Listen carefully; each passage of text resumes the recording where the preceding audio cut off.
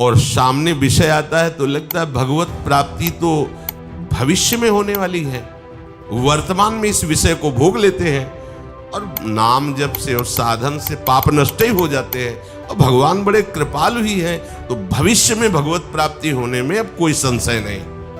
अगर शरीर से आराम और सुख भोगने की लालसा है तो प्रमाद छाया रहेगा, प्रमाद छाया रहेगा तो आपसे उपासना नहीं बनेगी। बस उसी से साधन का जो ऊर्जा शक्ति होती है वहीं से निकल जाती, फिर साधक वैसे ही रहता है। फिर काफी समय बाद उसके हृदय में एक उदासीन नास्तिकता सी आने लगती है। ये 10वें वर्ष हो गए, कुछ अनुभव में तो आया नहीं। ये 10वें वर्ष में अनुभव आना नहीं, करोड़ों जन्मों में भी अनुभव नहीं आएगा अगर ऐसे करते रहे, और कुछ ही दिनों में अनुभव में आ जाएगा यदि आप ऐसे छोड़ दो, उनके लिए छोड़ दो।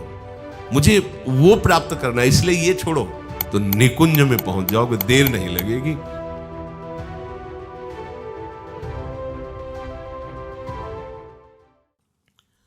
तो जितेंद्रिय अत्यंत आवश्यक है। अगर आप इस बात पर ध्यान नहीं दिए तो ये इंद्रियां ही प्रमथन स्वभाव की मन को अधीन करके, मन बुद्धि को अधीन करके इस जगत में ही लगाए हुए है। देख लो,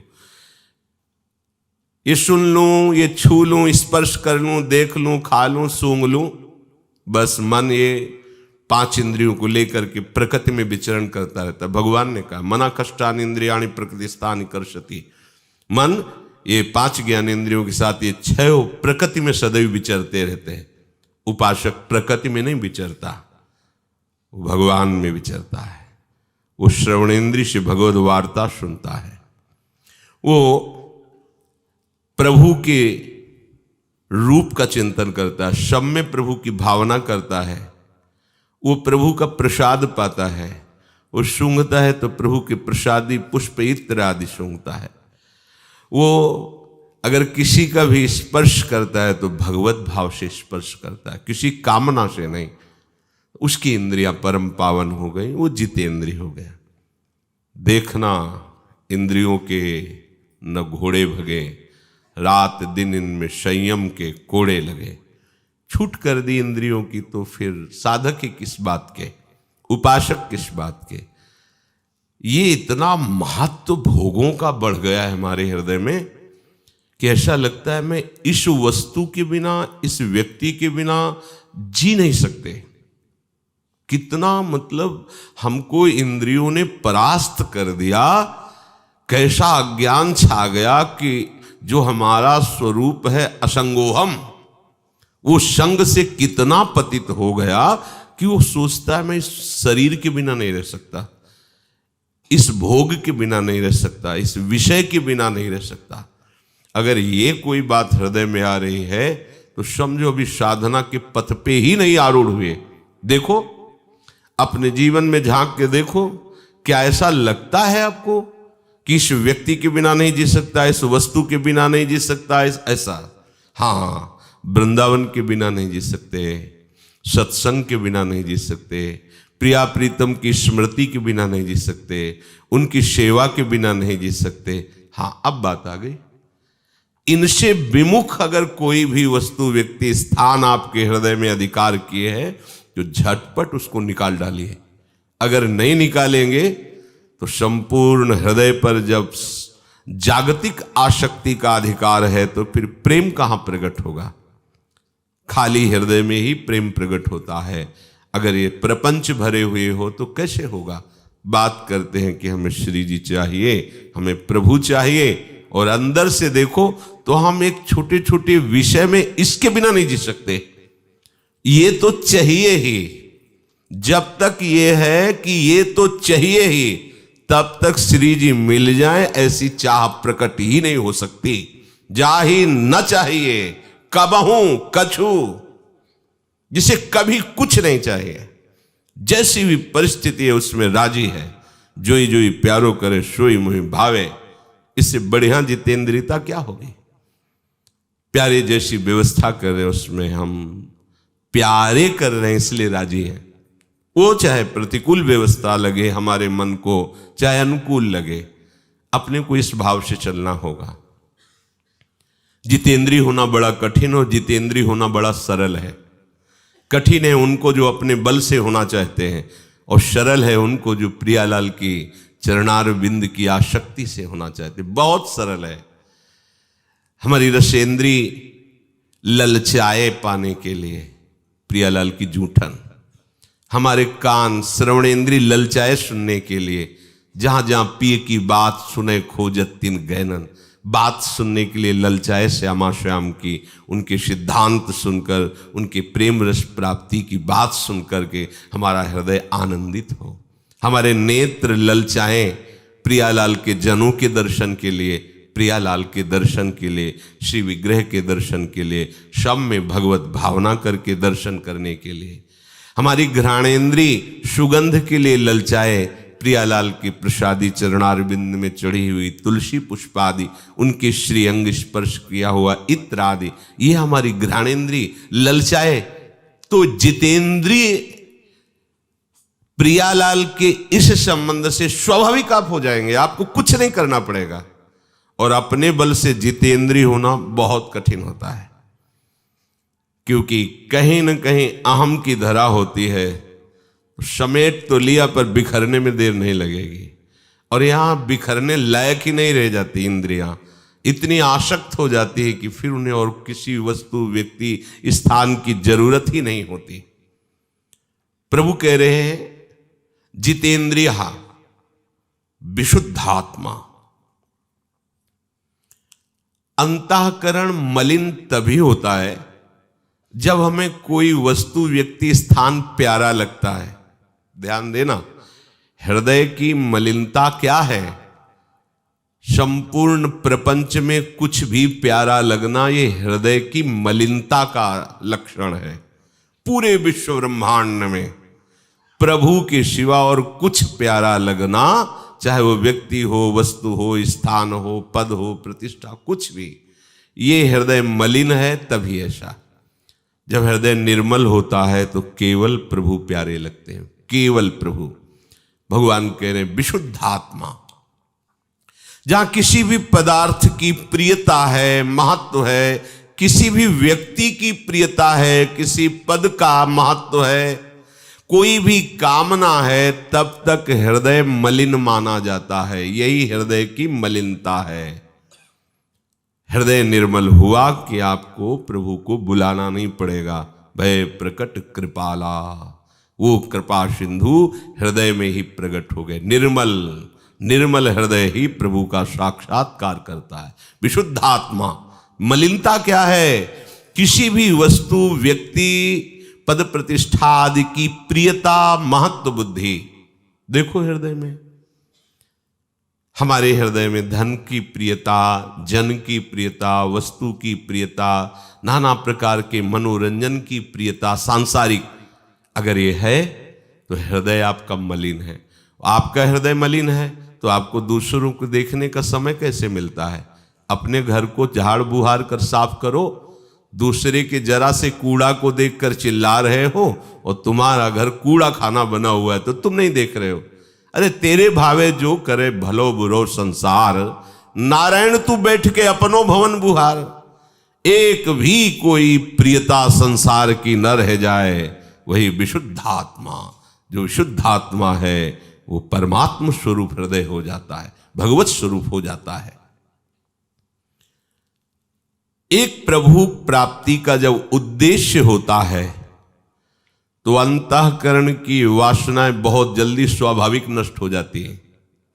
ध्यान देना, आप अपने हृदय को विशुद्धात्मा तब बना सकते हैं जब आपका उद्देश्य हो जाए कि मुझे प्रिया प्रीतम से मिलना है।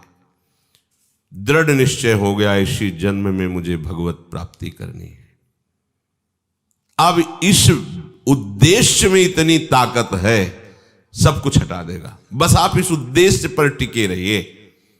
एक प्रभु की प्राप्ति का दृढ़ उद्देश्य होने से हृदय बहुत जल्दी शुद्ध हो जाता है, और इस उद्देश्य से जितनी जल्दी हृदय शुद्ध होता है उतनी जल्दी और किसी साधना अनुष्ठान से नहीं होता।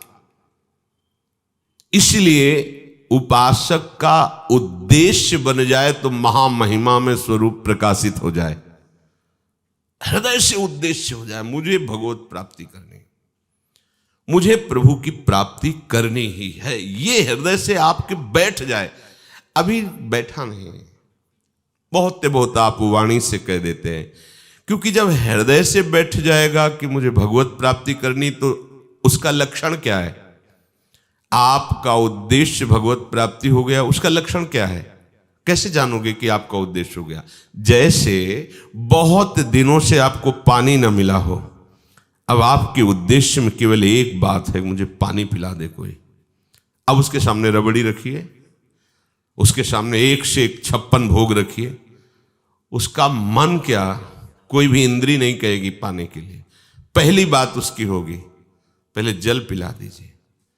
अब केवल उसका उद्देश्य माना जाएगा कि जल ही उद्देश्य है इस समय। ऐसे ही आपके हृदय में जब भगवत प्राप्ति का उद्देश्य आ जाएगा, तो हर इंद्री के भोगने के विषय सामने रख दिए जाएं, तो आपको वैसे ही लगन होनी चाहिए। जैसे जल में आपको डुबो दिया जाए, तो उस समय आपका वो एक ही उद्देश्य रहता है, प्राण बचाना, अर्थात प्राण वायु, श्वास लेना। अब उस समय प्रश्न करे उससे कि आपको 1 कुंतल सोना देंगे, आपको इतना चांदी देंगे, हीरा जवाहरात देंगे, सुंदर स्त्री देंगे, सुंदर पुरुष देंगे, कुछ भी, वो कहेगा पहले श्वास लेने दो मुझे। जब आके जल में और उसके कान में कहे ये सब देंगे, वो कहेगा पहले पहली बात मुझे श्वास लेने दो। जब ऐसी उद्देश्य वृत्ति, पहले मुझे भगवत साक्षात्कार होने दो, बाद में हम तुम्हें देखेंगे। हाँ, जब ये बात आ जाए हृदय में, तो जान लेना आपका उद्देश्य हो गया है भगवत प्राप्ति। अब इससे बड़ा हृदय की शुद्ध होने की स्थिति क्या हो सकती? मुझे प्रभु चाहिए, बस। कौन चाहता है ऐसा? हृदय में देखो, ये चाह आएगी तो सब चाह अपने आप मिटा देगी। इसीलिए यहां कह रहे, एक प्रभु की प्राप्ति का दृढ़ उद्देश्य होने से अंतःकरण जितनी जल्दी और जैसी विशुद्धि होती है, उतनी जल्दी और वैसी विशुद्धि किसी भी साधना से, अनुष्ठान से नहीं होती है।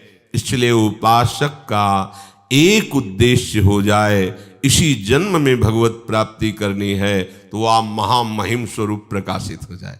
हम लोगों की ढिलाई है, अगर कहीं सोच भी लिया है भगवत प्राप्ति और सामने विषय आता है, तो लगता है भगवत प्राप्ति तो भविष्य में होने वाली है, वर्तमान में इस विषय को भोग लेते हैं, और नाम जप से और साधन से पाप नष्ट ही हो जाते हैं, और भगवान बड़े कृपालु ही हैं, तो भविष्य में भगवत प्राप्ति होने में अब कोई संशय नहीं।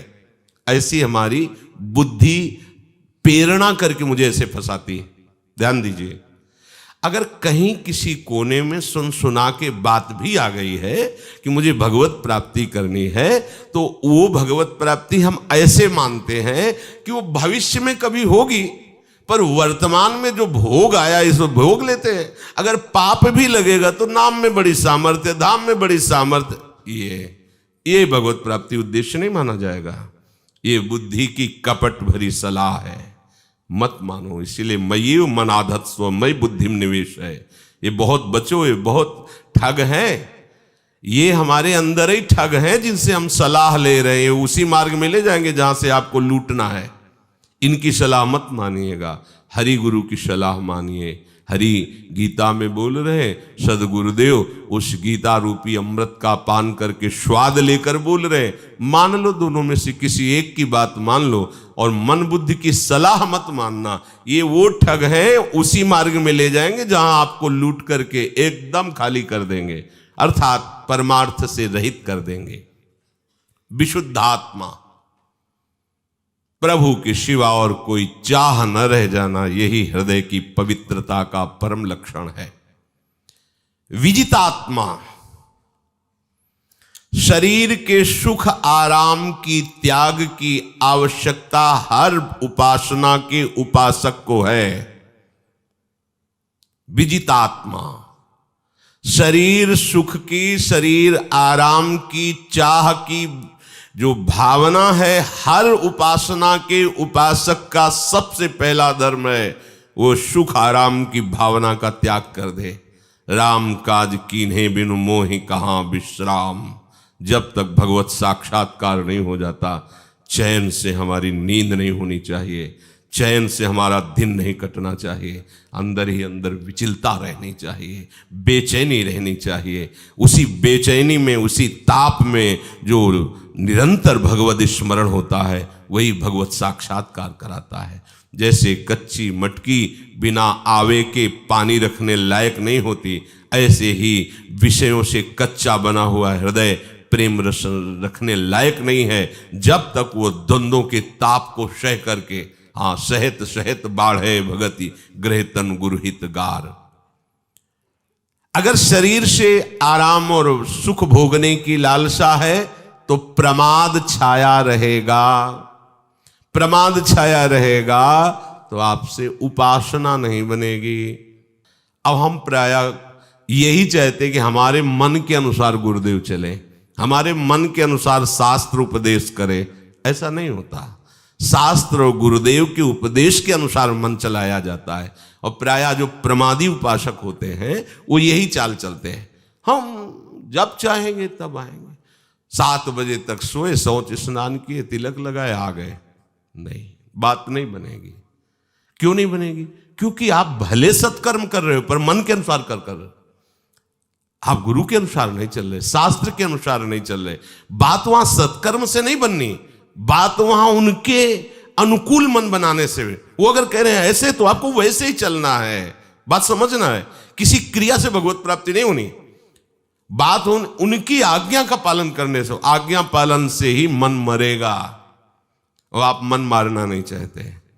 आप देख लीजिए, आप इतना मन को प्यार करते हैं कि आप गुरु का त्याग कर सकते हैं, भगवान का त्याग कर सकते हो, त्याग किए हुए ही हैं, पर मन का त्याग नहीं कर पा रहे। जो मन तुम्हारी अनंत जन्मों से दुर्गति करता चला रहा है, उसी मन से तुम प्यार कर रहे हो।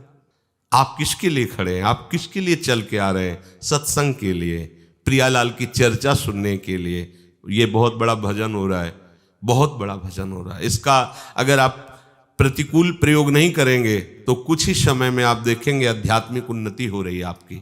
पर हम लोग बस सबसे बड़ी गलती यही करते हैं, ये सब हो रहा है साथ में, पर हम असाधन कर देते हैं। देखो, मटकी तब तक नहीं भरेगी जब तक उसका कोई भी छेद बकाया रह गया, तो भरेगी नहीं, वो वहां से निकलता रहे। आपको पहले छेद कवर करना, एक एक बूंद डालोगे तो भी घड़ा भर जाएगा। अपने लोग क्या करते हैं कि जल तो डालते हैं पर वो कई छेद हैं, ओ उससे फिर कुछ अनुभव में नहीं आता। छेद का तात्पर्य असाधन, छेद का तात्पर्य मनमानी आचरण, छेद का तात्पर्य है मन को दुलार करना। बस उसी से साधन का जो ऊर्जा शक्ति होती है वहीं से निकल जाती, फिर साधक वैसे ही रहता है। फिर काफी समय बाद उसके हृदय में एक उदासीन नास्तिकता सी आने लगती है। ये 10वें वर्ष हो गए, कुछ अनुभव में तो आया नहीं। ये 10वें वर्ष में अनुभव आना नहीं, करोड़ों जन्मों में भी अनुभव नहीं आएगा अगर ऐसे करते रहे, और कुछ ही दिनों में अनुभव में आ जाएगा यदि आप ऐसे चलो। आपका उद्देश्य भगवत प्राप्ति हो, जो भगवान कह रहे हैं जितेंद्रिय विशुद्धात्मा विजितात्मा। अभी देखो आनंद आ जाएगा।